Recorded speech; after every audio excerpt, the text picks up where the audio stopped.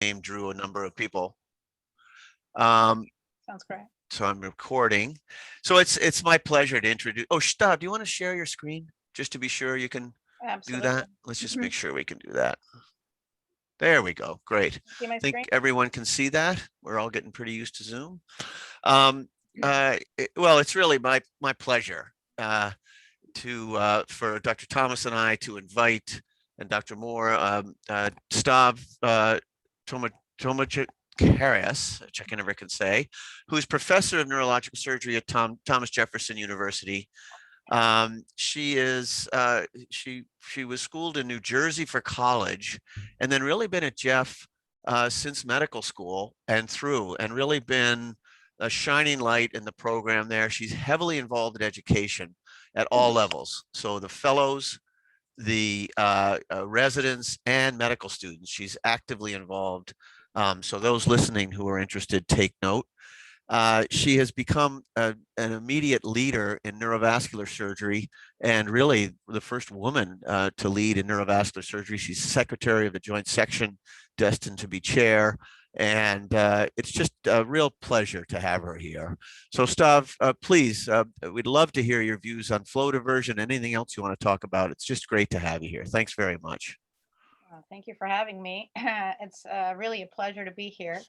Dr. Ogilvy is one of my mentors, a really close friend, and again, endovascular pioneer. They jumped on the boat early, and they led the field. So, and Ajit and I became close friends in all the meetings that hopefully will resume very soon.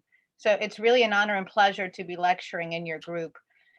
So we'll talk a little bit about flow diversion, and I'm going to take you through the progression of flow diversion over the years, current flow diversion devices, and where are we now, and what is my protocol and thought process when I look at an aneurysm and consider for flow diversion. This is where all the magic happens. This is a nice skyline view of Philadelphia. And here on the top right, this is Jefferson Hospital for Neuroscience, where we have a dedicated hospital where all of the neurovascular and most of the stroke intervention and follow-ups occur. The famous gross painting, which was actually housed at Jefferson really for the longest time. We're known for that. And of course, if you come to Philadelphia, you can miss Rocky and the famous steps and take that famous picture. We've established, and this is my mentor, Dr. Rosenwasser, established a telemedicine network way before COVID, for about 12 years before COVID. We have a co-management paradigm where both neurosurgeons and neurologists will evaluate not just an aneurysm, but an acute stroke intervention. We are the only nationally neurosurgeons, the only group of neurosurgeons that we will administer TPA if we're on call. And again, the co-management has been also perioperative, so post-operatively, and really makes a difference in caring for these patients. And since we talk about flow diversion and caring for these aneurysm patients. So as you know by my name, and Chris, I have to say you did one of the best pronunciations impromptu that I've seen. So I congratulate you on that attempt. I challenge you throughout this lecture to give me any word and I'll prove to you the root of the word is Greek, starting with aneurysm, which evrein in Greek means wide and ana means within. So it's a widening within the blood vessel wall, hence the name. And we can talk about aneurysms in neurosurgery, of course, without mentioning Dr. Harvey Cushing, who was really the first to describe the rupture in the arachnoid membrane, called it a subarachnoid hemorrhage. And he was also the first to wrap an aneurysm and pack with muscle to induce thrombosis. He later on went on to develop the famous silver clip, which was modified by Dr. McKenzie. This is a very nice review of all his contributions. It's actually a two-part review that was done by Aaron Goodall and Dennis Spencer, published in JNS, with a really nice review of this forefather of vascular neurosurgery. So his silver clip was later applied by Dr. Dandy in 1937, who really coined and is known for the first aneurysm clipping. Also a very nice review at the Journal of Neurosurgery by Raphael and his colleagues from Hopkins. So we'll talk a little bit about the evolution of the field. Initially, of course, surgical clipping, as you see, many decades ago, almost a century ago. 1990s, of course, revolutionary with the introduction of the GDC coil. Then we had in the early 2000s, we all got excited about the liquid embolic agent, HD 500, where you were able to pack the aneurysm with very thick onyx. And of course, that didn't really last very long because we had a lot of thrombotic complications from, although we had a balloon plugging the neck of the aneurysm. And then really the revolution happened here with the introduction of flow diversion stents a little over a decade ago in the United States. Coils evolved where we have nice three-dimensional coils. However, where are we now? We are at the point of intrasaccular devices, so flow diverting not in a linear bypass fashion, but in an intrasaccular fashion. So this is a great a review of flow diversion and the disruptive innovation concept, which was really one of your professors at Harvard in your business school, Dr. Clayton Christensen, described disruptive innovation as a product that emerges into an existing market and really relentlessly displaces established competitors. And that is exactly what I think flow diversion did to the treatment of aneurysms since its introduction. Very briefly, we know the typical stent angioarchitecture, so a very low metal surface area coverage, 6 to 9%. And again, merely it provides a buttress for wide neck aneurysm, so we don't have coil herniation. For those of us who have been practicing before flow diversion, telescoping stents and doing multiple conventional stents across a tough aneurysm that couldn't be coiled was a poor man's early flow diversion, and there's a lot of papers on that. So just by increasing the surface area by fivefold to about 30 to 35%, that's how the flow diverter was first introduced. I have a lot of patients or medical students ask, why don't we have a full 100% non-porous stent? Obviously, in neurosurgery, unlike the rest of the body, we have those very, very important perforators that we really need to preserve. And anything over 35, 40% will really have devastating thrombotic complications. So what are the current flow diversions in the US? As we know, the pipeline device by Medtronic gained FDA approval April of 2011. It's hard to believe that it's been 10 years already. And then you see there's a long lag of almost a whole decade. So 7 years until Surpass by Stryker gained FDA approval in 2018. And then the next linear flow diversion device was the FRED, which very recently, just last year, gained FDA approval. And in the end, we'll talk a little bit about the WEB, which is a very exciting new endosaccular device and any other endosaccular devices that are now coming out. So this is a very nice review in AJNR from last year that describes the exact process that occurs facilitated by the bone marrow and all the different endothelial cytokines that over time creates this famous endothelialization. So really a membrane to seal the aneurysm and complete reconstitution of the blood vessel wall, which is ideal for some of these tough cases. We all know the early literature that led to the approval of the FDA. This is the Buenos Aires experience, 53 patients treated with flow diversion with 95% complete aneurysm occlusion. And what they noted in this study is flow diversion does not cause immediate occlusion of the aneurysm. And initially, this was, tough to grasp and understand that you really have to wait, unlike coiling embolization, for at least 6 months. You see, that's where the peak of the curve occurs, and then it plateaus. However, it continues to occlude the aneurysm over time. We're going to talk a little bit about the PUF's 5-year data later.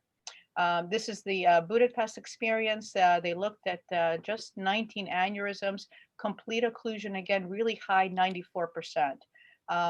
This is the PETA trial, first multi-center now, not just an institutional experience, and prospective. You see mean aneurysm size was larger, over a centimeter.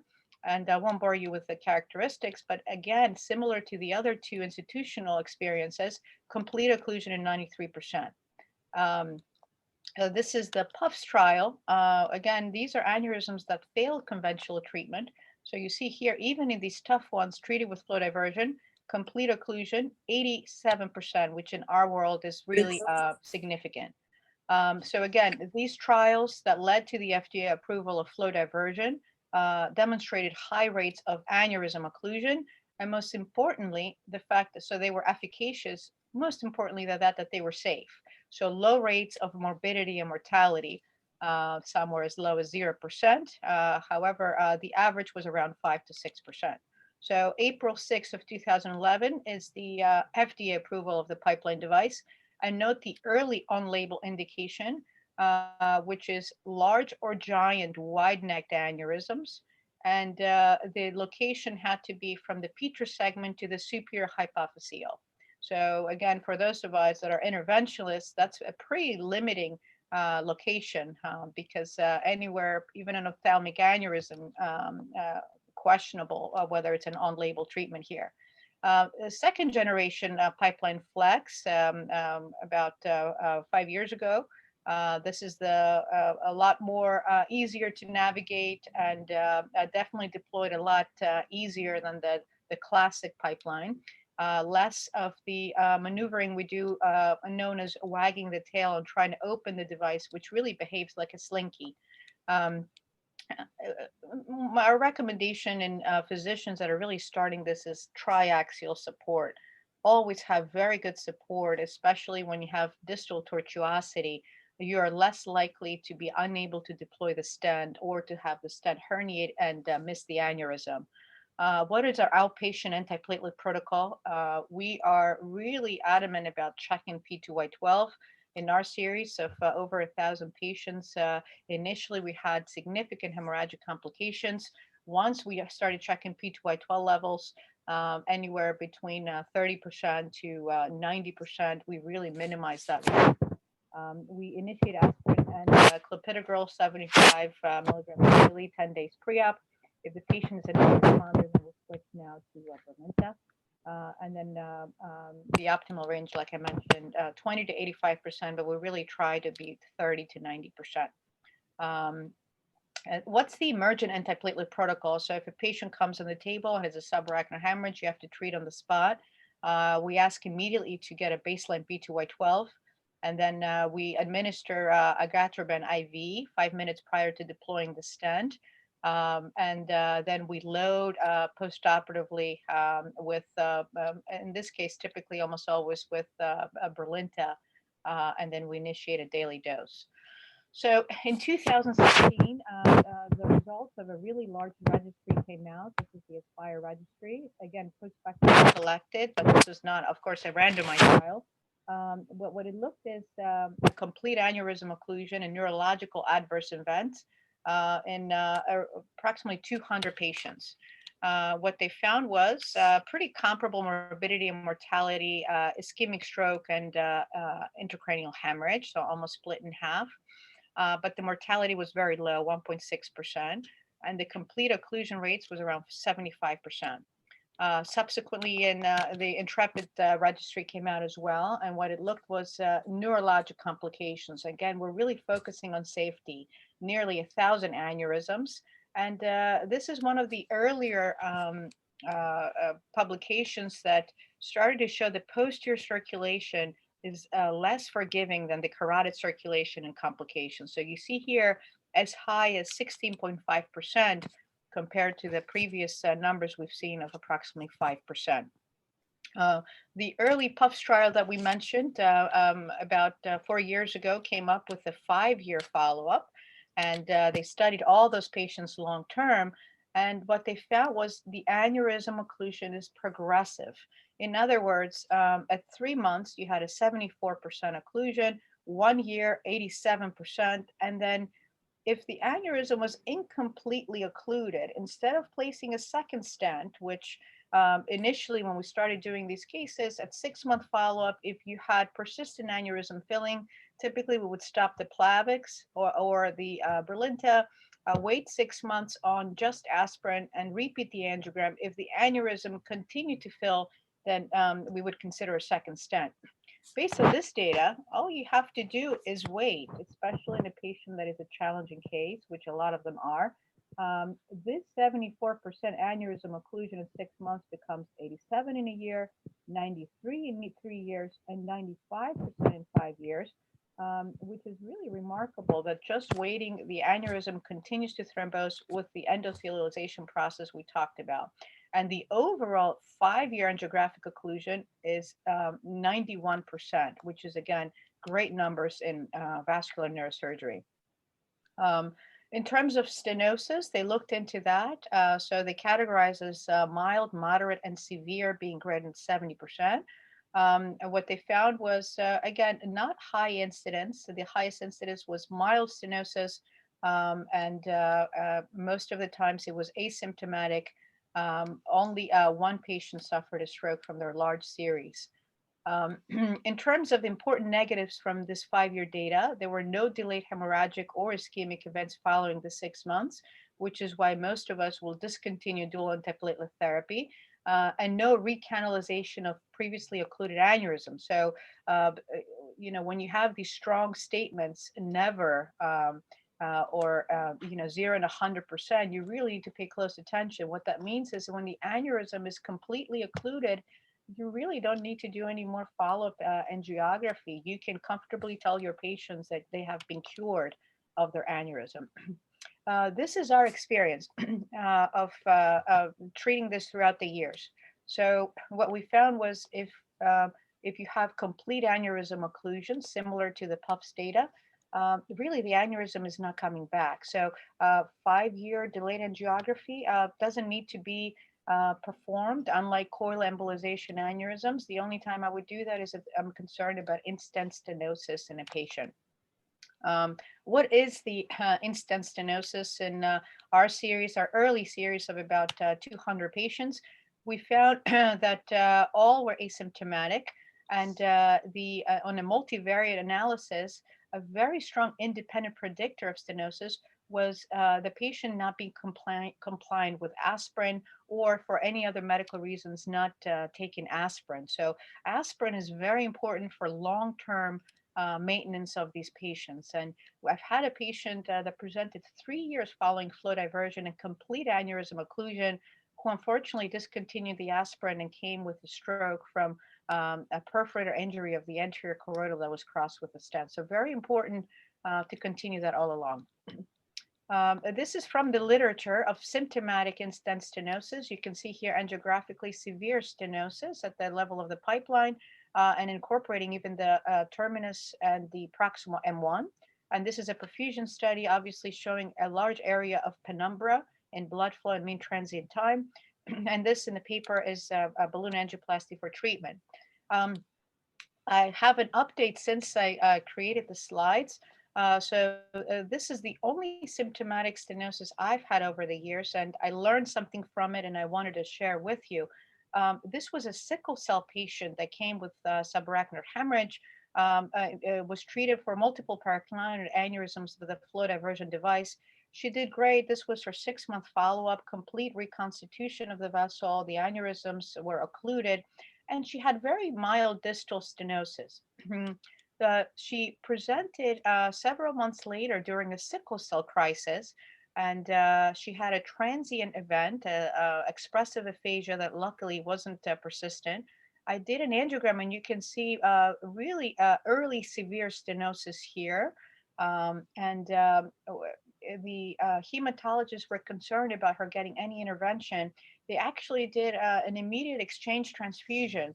And this is really almost 24 hours apart. You can see following the exchange transfusion how a lot of that acute thrombus and platelet aggregation was related to the sickling cells.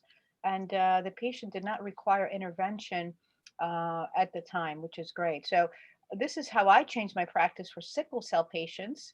I considered longer duration, or if maybe consider indefinite duration of dual antiplatelet therapy, because you can't predict when they will have the sickle cell crisis.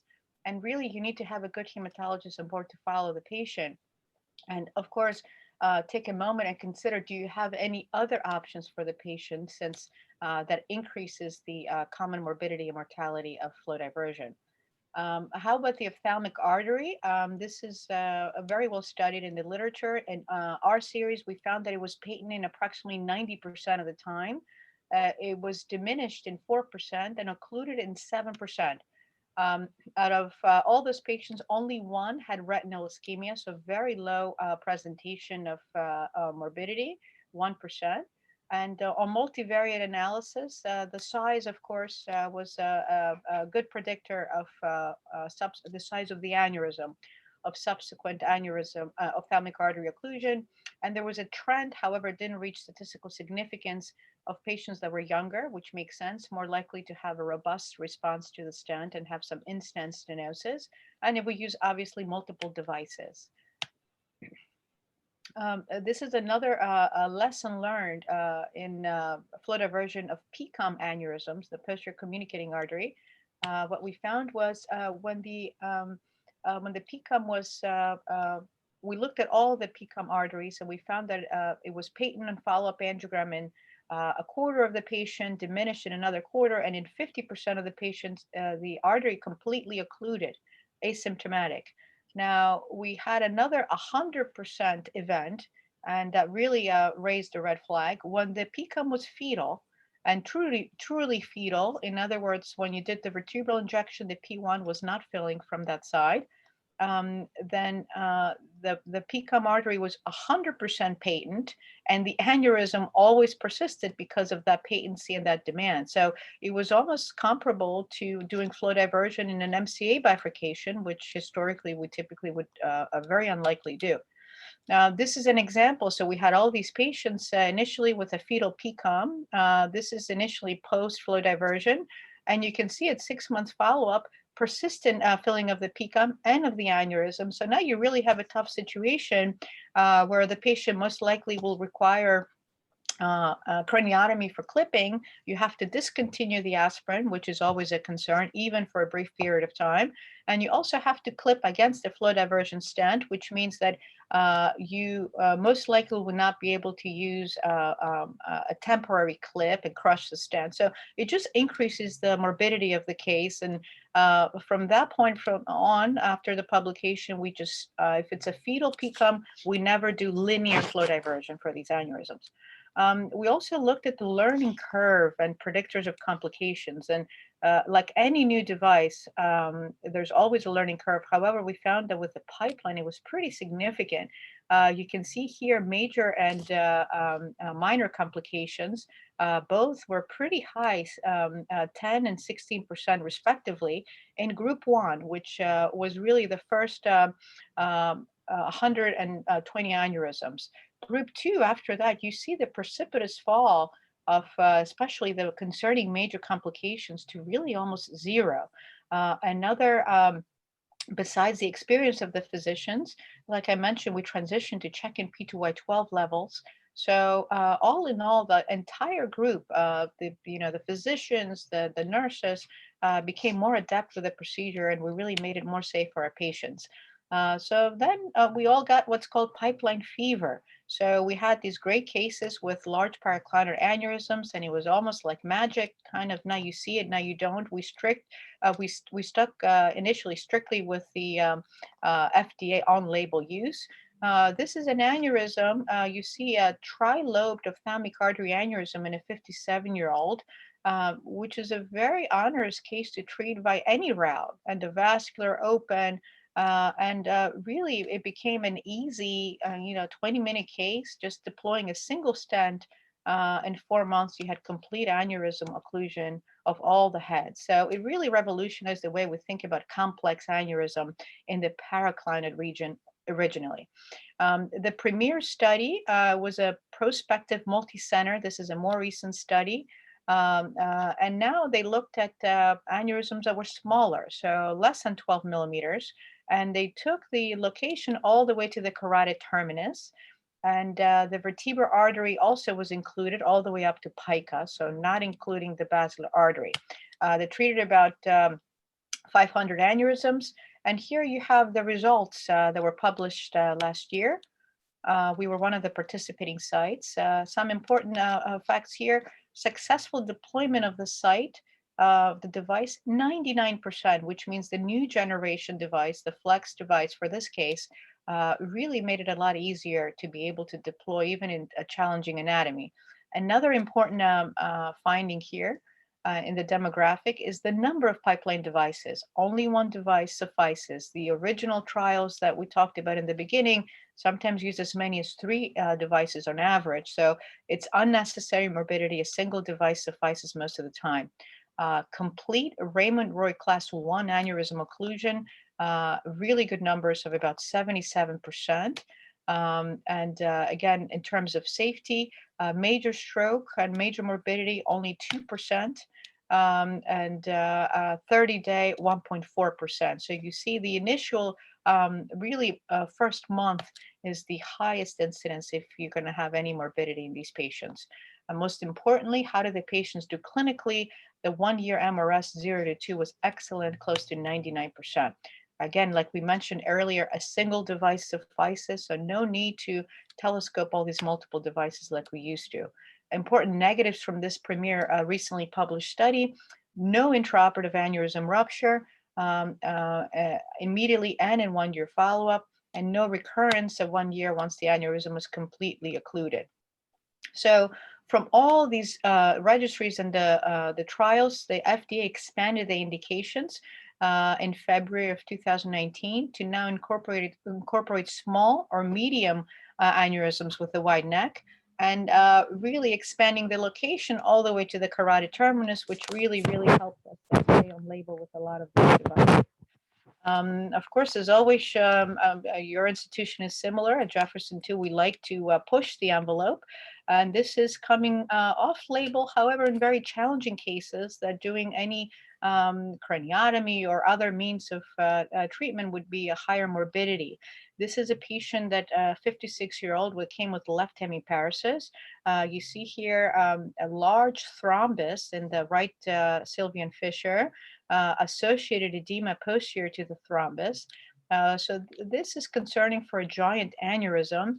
And this is the CTA on the left. You see about 85% of the aneurysm is just clot. It's not filling. So unlike your garden variety giant aneurysm, you're a little less concerned about a massive rupture, but more concerned of this thrombus continuing to enlarge and really causing morbidity for the patient from mass effect. This is the part of the aneurysm that's filling. And luckily for us, it was actually a very nice anatomy where the patient had no true bifurcation in the MCA, but just one long M1 and a very distal bifurcation. And this is, again, the only part of the aneurysm that was filling. So this was really a case that was perfect for flow diversion. This is immediately following placement of the stent, thrombosis of the aneurysm. And this is 6-month follow-up. You can see the stent here. Complete occlusion of the small part that was filling. The patient was no longer hemiparetic, and the edema slowly over time regressed significantly. What happens in the posterior circulation? So in the posterior circulation, we feel like you can use a linear flow diversion stent as long as you're not treating a giant basilar fusiform aneurysm. So for example, a case such as this, you're really flow diverting PCA and distal basilar. And the problem is not so much crossing the basilar with a flow diversion stent. The problem is crossing it in the setting of a giant thrombosing aneurysm. So once you deploy a flow diversion stent and you have this huge aneurysm around the basilar, as the aneurysm occludes, that's when you get into trouble and have the perforator injuries. Here, this is a very challenging case without flow diversion, you can see an AVM distally in the left occipital region and two inflow aneurysms in this patient. So really one of the first movements to decrease overall morbidity and mortality from this AVM in this patient is to obliterate the inflow aneurysm. And here she has three, and one of them is a really wide neck, as you see the P1 aneurysm, and it's bilobed, really a challenge to treat with coil stent assistance because of these lobes. And I chose to treat it with a single flow diversion stent. You can see here immediate the famous contrastasis and the eclipse sign, we call it, which is a very good prognostic indicator that the aneurysm will occlude. These are the other two eclipse signs. And this is a 6-month follow-up with very nice reconstitution of the vessel. And then we went on to treat the AVM. How about even more challenging angioarchitecture? We find this flow diversion helpful to treat fenestrations. And we've published our series. There's not a lot of patients. We've only had 5 patients. Nevertheless, these are rare lesions. So in fenestrated aneurysms, what we found works is, especially if they're wide neck, to coil as much as you can the aneurysm, flow divert the dominant limb, in this case, this limb, and coil deconstruct the non-dominant limb. In other words, if you leave the non-dominant limb and all you do is flow divert, unfortunately, similar to the fetal PCOM case I mentioned, or any bifurcation, this can potentially keep everything open, and then you have a big problem if the aneurysm continues to fill. So first, you park your microcatheter distal ready to place the flow diversion stent. Coil the aneurysm if you can, deconstruct the non-dominant limb, and then drop the flow diversion stent. And the patients did great, all had a very good follow-up in aneurysm occlusions and no ischemia. How about more challenging cases and pushing the envelope even further? This is a patient that presented with dizziness and headaches. You can see here lateral medullary mass effect from a lesion on the MRI. And on the angiogram, that lesion was partially fusiform, however, with a Murphy's excrescence, pica aneurysm at really the third segment of pica here and beginning of fourth. This patient was actually scheduled to have a pica to pica bypass at another institution, and came to us for a second opinion for a minimally invasive technique to treat this. Another challenge in this aneurysm, you see inflow stenosis within that aneurysm. And we treated with, I placed a single flow diversion stent. You can see it here. And this is immediate following placement. You can see that the stenosis remained unchanged. And the most challenging part of the case is to make sure that you don't oversize your stent, and because you really don't want it to fall into the vertebral artery where you have a significant mismatch of the blood vessel diameter, and that would really be problematic in this case. 1 month follow-up, the patient came back with headaches. Obviously, I was always concerned because this is off-label. And when I did the angiogram, it looked perfect. We high-fived it, great case. But is it the solution? Well, not necessarily. This is the 6-month follow-up. So remember, a lot of times with these fusiform aneurysms, the whole vessel has what we call disease. So the whole vessel is not really healthy. So in time, slowly the pica asymptomatically regressed. And this is a patient that I maintain on dual antiplatelet therapy for a full year, and then he's on aspirin indefinitely. Also, we get some very complex reconstructions. This is a patient that was treated at a nearby facility that had increasing headaches following flow diversion of a distal vertebral artery aneurysm. He came to us because he didn't like his recommendation. What we found was that he had a breakage in the construct. This is, as you see, there's a discontinuity of the construct, and this is a very dangerous situation. This patient I directly admitted from the office because you're now flow diverting into a large aneurysm. So the concern about imminent rupture is really high. So this is not a patient you leisurely treat in a few months. And for those of us who do flow diversion, you'll know that it's very challenging sometimes to very safely cross the stent, the distal stent, because you can just push it and herniate. It causes herniation of the stent into a giant aneurysm and lose your exit, which is really catastrophic. But luckily, we crossed it nicely, and you can see here the bridge, and the aneurysm went on to thrombostoma. Stav, was that two stents or was it really a fracture? I've never seen Yes, one of these fracture. Chris, it was very bizarre. As you see here, there's a conventional stent. Like I said to my colleagues, Ah, something I bad see. happened Yeah. here. I think they had difficulty in the deployment. They had a conventional stent anchored in the proximal P1. Yeah. So it was a really, really elaborate construct. So there were 6 flow diversion stents. You can see here a short stent, which I assume this probably somehow migrated and accordioned into the proximal V4, and uh, I'm shocked that the patient had the follow up at that facility, and they told them that's fine, stop your Plavix, and the usual 6-month follow up discussion, and I treated him immediately. To me, that's a very concerning aneurysm with a break in the construct. Yeah, it's what about predictors of complications? What have we learned from that? And we've published our series of our first 600 aneurysms. There's a lot of other great literature in terms of what to watch out for. Some catastrophic complications are an iatrogenic carotid cavernous fistula, if you're lucky. And I say that meaning if you're lucky and your aneurysm ruptures in the cavernous sinus, it's a smaller problem treating a fistula than having an intraoperative intradural rupture. This is a carotid cavernous fistula that was treated by these authors with onyx embolization. This is a catastrophic early complication from one of our early patients. Before we learned that for large giant aneurysms, coil assistance really is almost mandatory once you exceed a centimeter.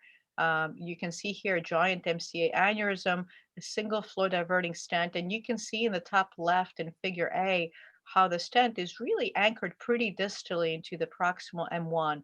Nevertheless, just the giant nature of these aneurysms, it's almost like a suction, I tell my fellows. So you have to be prepared for potentials for disaster. In this case, unfortunately, the flow diversion stent, the patient was doing great, developed an acute headache while still in the hospital 24 hours later, and the stent migrated, as you see here in the middle picture, and unfortunately flow diverted into the dome, a massive catastrophic rupture. We treated it emergently with just carotid deconstruction, but unfortunately the patient did not do well. This is a delayed aneurysm rupture in a pericallosal artery aneurysm. You see here Murphy's excrescence, and this rupture occurred in about a week following deployment. This is another case of an ACOM with a delayed aneurysm rupture. So what are our lessons learned? Always coil assist an intradural aneurysm greater than 1 centimeter. For cavernous aneurysms and extradural aneurysms, use discretion. Sometimes it's helpful to elicit thrombosis in these large cases and makes it less likely to require a second stent at 6 months. So if you can, without causing a lot of mass effect and potentially increasing your risk of cranial neuropathy, even for extradural, try to do that. But for intradural, it's really almost mandatory to prevent an early rupture. Because if you have a large aneurysm, such as that MCA I showed you, once you place the stent, then all the lytic enzymes are starting to lyse the clot that you're eliciting in the aneurysm. And if those enzymes move faster than the endothelialization process, and you don't have a membrane across the neck, you will cause a rupture. Of course, be careful with the microwire, right, to prevent a rupture. Sometimes we actually place entire loops into a giant aneurysm to be able to find the exit. As I tell my fellows, the problem sometimes is to exit the aneurysm. Entering is not a problem, but you just have to be very careful. And in giant aneurysms, try to use it. The longer, the better. The longer construct will really decrease the risk of migration into the giant sac. And then checking P2Y12 in our series really made a difference in decreasing morbidity and mortality. We did a systematic literature review, and there's conflicting information, so you have to use the data of your own institution and use your own discretion whether you want to check it or not. But there are some data out there in a lot of institutions where they don't perform P2Y12 testing and they have great results. What's the latest and greatest? Just this week, I think on Friday, Shield will become available. It's FDA approved, and it's a new generation pipeline where the actual surface of the stent is covered with phosphorylcholine. And what that means is this is a polymer that mimics the outer membrane of the human red blood cells, therefore potentially less thrombogenic. And our hope from this large clinical trial, actually Pascal and Demetrius Lopez are the national PIs. I'm the PI at Jefferson. It will show that perhaps we don't need to use dual antiplatelet therapy in these patients. And of course, these will open the doors in us trying to use it in non-ruptured patients. So this is the trial, and we're excited to be a part of it. The Surpass, like we talked about, FDA approved many years later in July of 2018. Similar concept as the flow diversion of the pipeline. It can be, you can, for the next two devices, you see second generation. So for the Surpass and the Fred, you can use with aneurysms that are slightly higher than 5 millimeters, which you couldn't in the pipeline. Similar to the pipeline with Surpass, they have all these trials that proved not only efficacy, most important safety. This is the SENT 1-year results that was published a year and a half ago. And they looked at nearly 200 aneurysms. I won't bore you with the specifics, great occlusion rates and low morbidity and mortality. We did one of our first cases, and again, this is a second generation device, and you see that the deployment is easier than the first generation devices. And most recently, last February, Fred gained FDA approval. This is the clinical evidence that led to the FDA approval. Again, on label for these new devices, Petrus all the way to carotid terminus. Again, diameter, you can treat aneurysms that are slightly higher than 5 millimeters. There's a 5.5. And saccular or fusiform is okay. The one thing with this newer stent, the Fred stent, is note the metal surface area can be, depending on the device, all the way up to 44%. So we're looking very carefully nationally at the rate of thrombosis and whether we have higher ischemic complications. So, we are currently evaluating whether there is a change or not by increasing the surface area. And another thing I like about the Fred device is that you have non-flow diverting segments. This almost reminds me of the conventional stents we've been using, the Atlas and the Enterprise and the Neuroform, where I feel like they anchor a little better the main flow diverter, which I like to call it a slinky to my fellows because it really behaves such as one. So it gives you better anchoring ability. And also, if you're treating a distal aneurysms like distal choroidal, and you have to land at the carotid terminus, you're less likely to jail a vessel, for example, the A1, because you can place these strategically so that they don't flow divert right at the bifurcation. So I really think that's a brilliant concept of those distal tips. Again, as always, triaxial support for your first 10 devices before you really learn and feel comfortable with it to get better support. As always, the US lags behind Europe. CE approved this stent back in 2013. So a lot of our data for Fred and a lot of these flow diversion stents for safety have come from Europe. Again, FDA approved in 2019 in December. And we did the first Fred here post FDA approval. It went great. This was a ruptured and recurred PCOM aneurysm. You can see here the placement immediately following flow diversion. These are some of our cases. This is the one I just mentioned. This is the deployment of the device. Like I say, it feels like it just wants to open. It appears to be pretty steady. And this is what I mentioned. When you're very distal right at the bifurcation, the non-flow divergent segments are great because they're less likely to cause jailing of a vessel. Again, similar to the previous flow diversion stents I showed you, it's one of those now you see it, now you don't. This is an ophthalmic aneurysm treated, and complex aneurysms such as this PCOM aneurysm here, this bilobe PCOM recurrence, which again, without a flow diversion would require stent assistance. And again, like I mentioned earlier, we're looking very closely about the incidence of thrombosis, both in the in-stent stenosis or any ischemic events. Here you see a 6-month, pretty significant in-stent stenosis here. So this patient was on dual antiplatelet therapy for another 6 months, and this is the subsequent 12-month follow-up that looked a lot better. So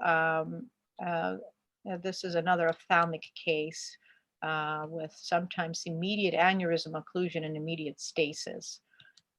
This is another case. This is a superior hypophyseal artery aneurysm. And when it comes to teaching fellows, this has a little less necessity to, again, wag the tail and manipulate the slinky to open it. So I think it's easier to teach the fellows flow diversion on this stent. Resheathability, it resheaths up to 3 times.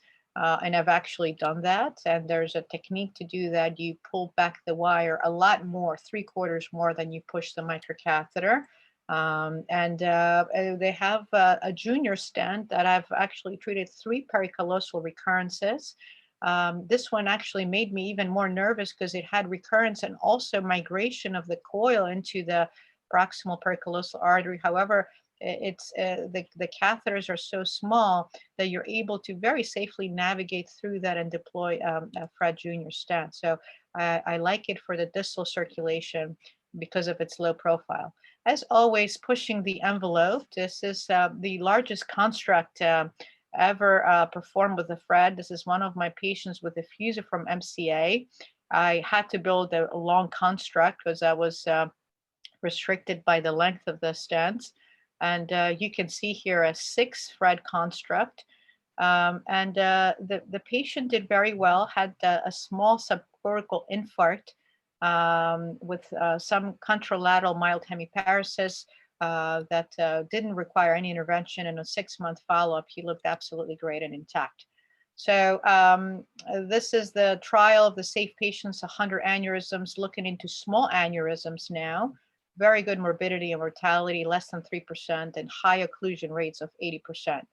So a lot of great choices and options when it comes to linear flow diversion.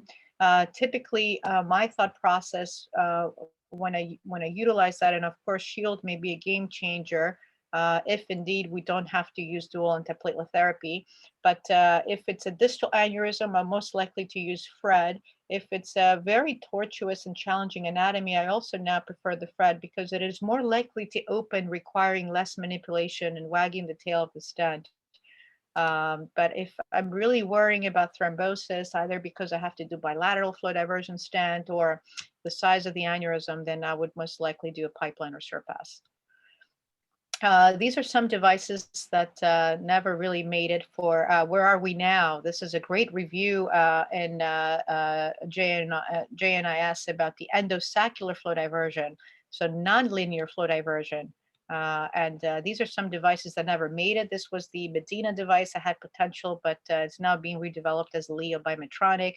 This is the Luna device that is being redeveloped as Artis. And again, the concept of all these devices is to just pack the aneurysm from the inside with these flow diversion devices. This is exciting, and we're actually now starting the clinical trial in America since it got CE marked approval in Europe. This is made by Cirrus, and it's called Contour. And basically, it's a device that lacks the top, which I really like as a concept because we always worry about the top of these devices potentially causing a rupture while you're deploying them. So if this device takes off, I think it's going to be a great alternative for endosaccular flow diversion. As always, we lag a little bit behind from Europe. CE marked approved a little over a year ago, and they have now a lot of data, and you may see on online a lot of publications about this great new device. But we do have here that we're going to talk about is the web device. And I'm sure you've used it at your institution. This is the paper that was published in 2017, the Web IT study, and basically established safety and efficacy. They looked at 150 patients, major complications less than 1%, which was really commendable with a new device. And as always, they looked in 12-month follow-up. Is it efficacious? This is, again, Adam Arthur's group and his co-investigators. And 12-month angiographic follow-up. They were very strict with the classification of complete and near complete. For all the other flow diversion trials, they really incorporated the near complete. So we're looking into 85% occlusion in these aneurysms. So again, FDA approval in December of 2018. And again, only for the label is for bifurcation aneurysms. So far, this number is probably even higher since I made the slide. So several thousand aneurysms have been treated successfully. So rupture or unrupture has nothing to do with the FDA indication. It's just the bifurcation location. As always, with the new device and especially with flow diversion, very careful measurements are required to be able to size it properly. And the most critical dimensions are, believe it or not so much the neck, but actually the largest width of the aneurysm, and not the total dome, but you typically always want to undersize the dome because you don't want device all the way up to your distal sac. They have two different configuration, one spherical, one is the regular configuration. I've only used spherical twice, and I wasn't a big fan. I don't think it abuts the proximal neck well, so I don't know if I'll ever use it again because I was disappointed in all two cases that I've used it. They have a nice sizing chart when you first do it, and you really just take the measurements. You take the largest width twice in two different dimensions and an average neck. An average dome. And then based on that, it's pretty easy to choose your device. As always, triaxial support when you first start doing these. Our first experience of the first 65 patients was great. A successful deployment in 83% and 1.5% morbidity. As always, sizing is crucial. So this is what happens in the middle when the stent, the flow diversion device is sized properly. This is what happens when the device is too compressed. In other words, if you chose a very long device and you're trying to push it in to prevent herniation into the bifurcation, there you're going to have what's called the buttonhole effect, and you may increase the risk of either rupture distally or recurrence at the neck. And if the device is undersized and there's tension, then of course you worry about herniation. So you always oversize the largest width of your aneurysm by at least 0.5 millimeter. This is again the concept of wall apposition. This is an example of compression. You can see here when you compress it too much, you're causing this ellipse here, and that could increase your risk of recurrence. This has changed my practice in treatment of especially ruptured aneurysms. So we've all had these wide neck aneurysms that ruptured, and they tend to be bifurcation aneurysms. And of course, a lot of them with the wide neck. You don't have to worry about using a stent and coil assist or using a balloon.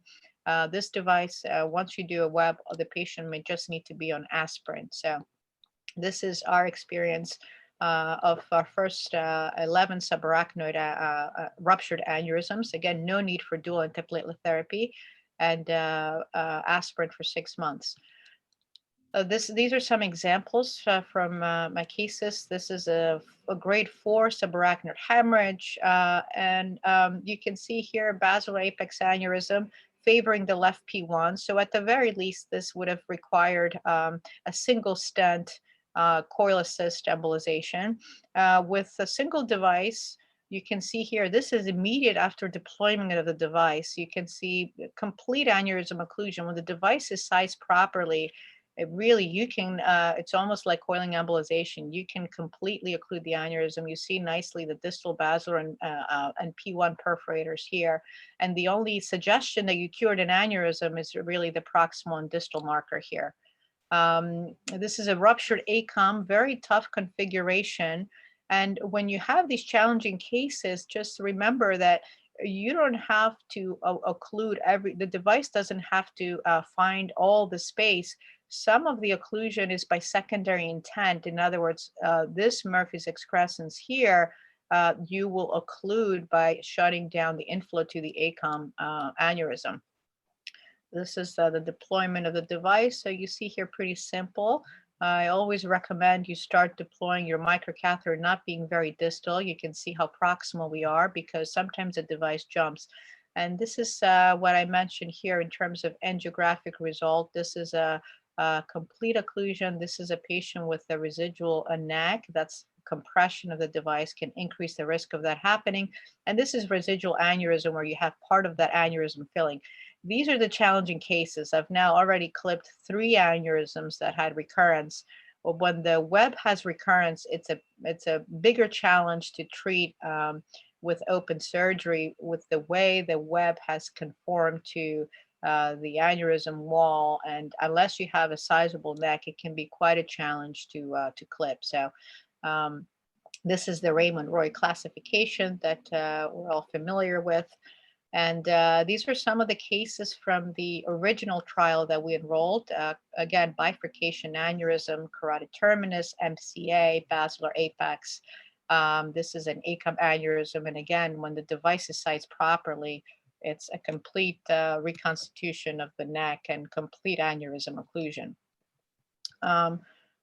Even smaller aneurysms, you can see here, this challenging basilar apex can be very nicely treated with flow diversion.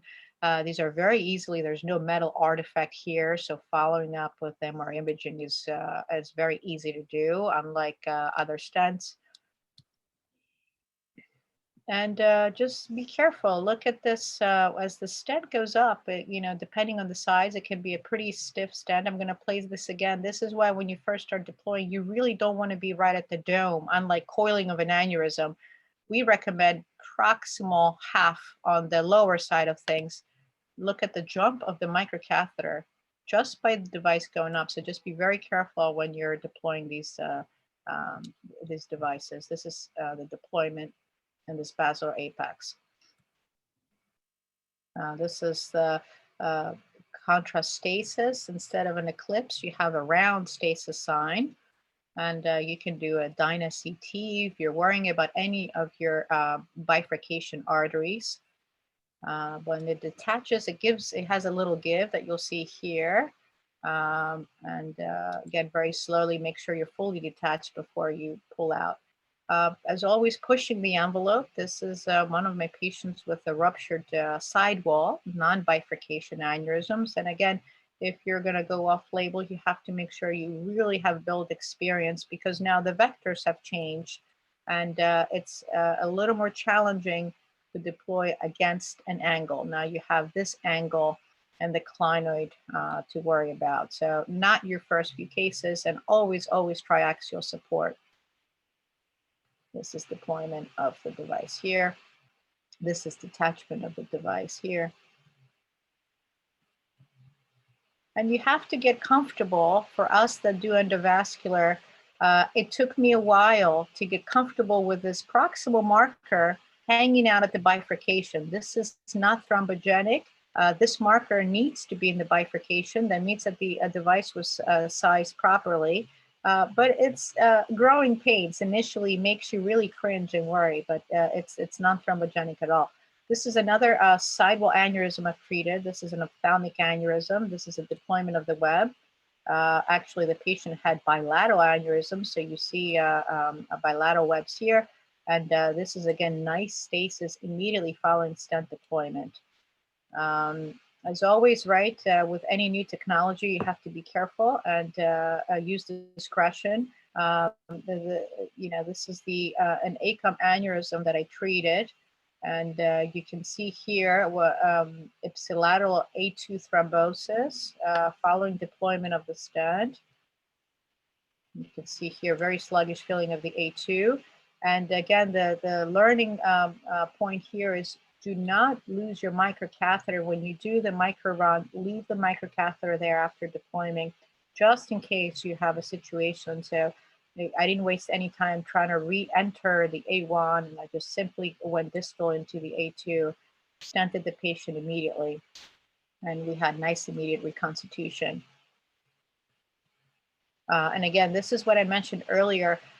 When you treat these irregular aneurysms, you can exclude all the Murphy's excrescence and the irregularities because they will shut down by secondary intent. You don't need a supra wide stent to cover the whole width of the aneurysm. What was my lesson learned from that case? Typically, by training, when I have a ruptured aneurysm, I don't fully heparinize unless I know my dome is secure. So I may give a little bit of heparin, but not the full dose. Once my dome is secured and I know I don't have to go take the patient for open surgery, then I fully heparinize. The web device is a different device than coils, so more thrombogenic. So my mistake there was to not fully heparinize before deploying the device. So if you're going to do a web, even if it's a rupture, even if it goes against your practice, you have to fully heparinize to even just try it. And that's what I learned from that case. And intraoperative rupture, just use discretion. This is one of my partner's cases where they treated these small bilobe pica aneurysms, unfortunately pushing the envelope too much. Although they behaved like bifurcation aneurysm, there was an intraoperative rupture. Luckily, it was salvaged with coiling embolization. And the retreatments, like I mentioned, this is an ACOM aneurysm. Immediately following a web, you can see here, now we're dealing with these odd residuals that we haven't seen before. And luckily, some of our friends in Europe and in Turkey, Isıl Saçi actually has done a lot of webs before we got FDA approval. And in their large series, she says that if you have this remnant and the remnant is only within the sac of the web, you do not need to retreat it. It's almost similar to the earlier flow diversion papers I mentioned. This in time will regress. So because there's no good treatment option here also. You can't clip the aneurysm because it's just inside the web. So it just becomes a new learning curve as to how these remnants will develop. I'm hoping that indeed, we will have a good follow-up on them. And lastly, Web 17 just came out, and this is a web that you can now deploy in a 17 microcatheter, which is great, so much smaller, and you can now push the envelope and take these to distal bifurcations. This is a distal M3 that I treated, and again, this would have been very challenging with a 21 or a 27 microcatheter because of how far out you are, and you can see a single device. Again, when you measure this, you can completely exclude this excrescence because it will close by secondary intent, and this immediately following web deployment. So the future is bright, but as always, we have to be very cautious with new technology, and I think flow diversion has really taken off. But I'm hoping that still in 10 years from now, we're going to continue to clip aneurysms because that's fun and skills like no other. So I want to thank you for inviting me. It really is a pleasure to be with your group and to be amongst friends. And I'll stick around for any questions. Thank you. Well, Stav, thanks very much. That was excellent run through. We can entertain a couple we're a little over, but the people online are very interested in this, so we'll just stay a couple of minutes anyway. Dr. Thomas, do you have any comments? Stav, I just wanted to ask you because, we have actually joined with your group to publish on this multiple flow diverters if one single flow diverter doesn't work, to put another one a few years later. And our sense, at least from looking at the data, is that, we all say that at 5 years it goes away, but some of these that don't go away because of a defective endothelialization, there is a subgroup, at least I would say 5 to 7%, who have persistent filling. What is your sense of that? I agree with you, Ajit. And there are some cases that are perplexing, non-giant garden variety aneurysms that persist. And I think, and I'm hoping what we'll get out of our paper is, what are these predictors? And should you place a second stent up front without waiting and really wasting a year or 2 years of the patient where they still have an increased risk of occlusion. What I found is in our patients, one of the predictors that I've noted that makes sense is patients that are on chronic anticoagulation.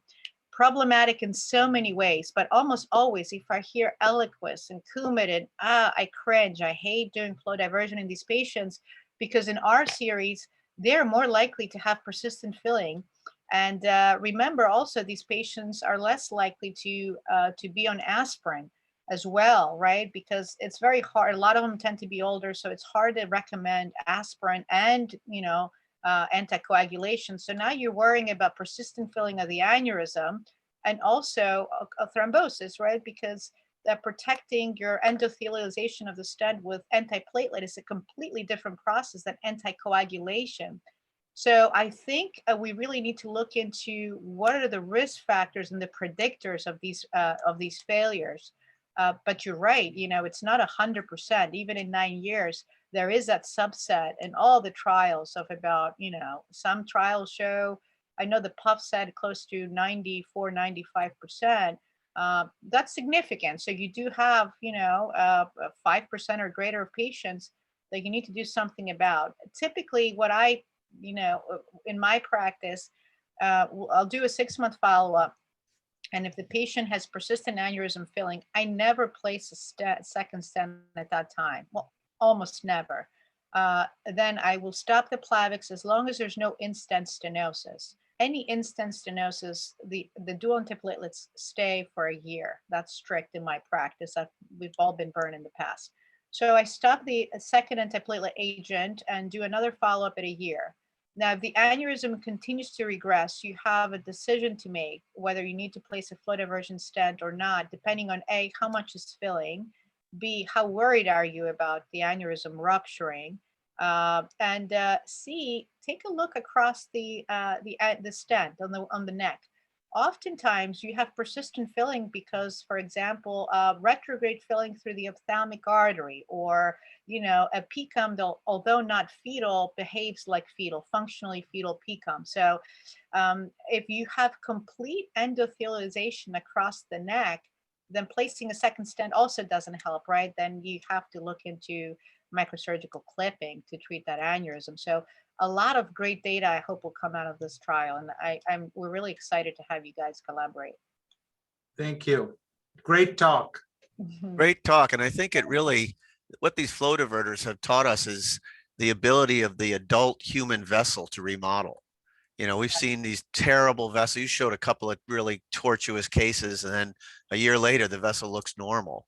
So that's an interplay between the biology of the device, the biology of the wall of the vessel, and flow. And there's a lot of questions to be asked and answered there, some of which you just talked about in terms of medical management of these devices is probably as important as anything in terms of managing them. But I think we're a bit short of time at this point. So I'll thank you very much for your time and for giving this great presentation. And it's been recorded, so our fellows can watch it again, or the ones that missed it didn't, who are operating. But thanks so much for taking the time to be here. Okay.